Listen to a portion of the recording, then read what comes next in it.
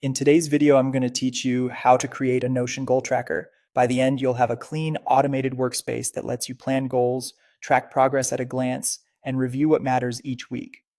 Start by opening Notion and creating a new page. Name it Goal Tracker so it's easy to find later. Inside that page, add a database by choosing Table, Full Page. This gives you a structured, flexible table to store every goal. Next, set up your properties so each goal is consistent and measurable. Keep goal as your title property. Add a category select with options like personal, work, health, finance, and learning so you can filter and group with ease. Add two date fields, start date and target date, which will help with planning and weekly reviews. Create a status select with not started, in progress, and completed.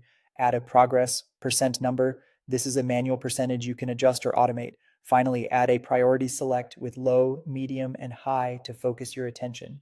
Now let's make progress visual. Add a formula property named progress bar, then enter the following two lines to render a simple bar inside your table. Slice, has, 0, round prop, progress, percent, 10, slice, 0, 10, round prop, progress, percent, 10.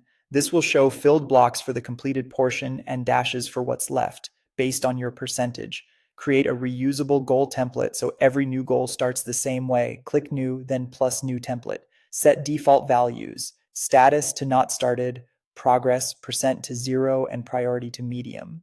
Inside the template, add sections for a clear goal description, specific action steps, and a short note on why this goal matters. This keeps motivation and execution front and center. Let's add simple automations so your progress never feels stuck. Open the menu, go to Automations, and create a new one. For the first, when status changes to in progress, set progress percent to 10. For the second, when status changes to completed, set progress percent to 100. These nudges make your tracker feel responsive. Create helpful views to stay focused. Add an active goals view filtered to statuses in progress.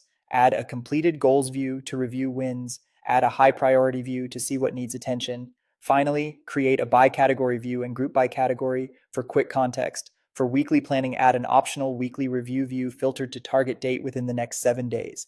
It's a great way to prepare your week. If you want to go advanced, create a separate task database, relate it to goals, and roll up completed tasks to auto-calculate progress. And that's it. If you found this tutorial helpful, don't forget to like this video and subscribe to my channel for more Notion tips and tutorials.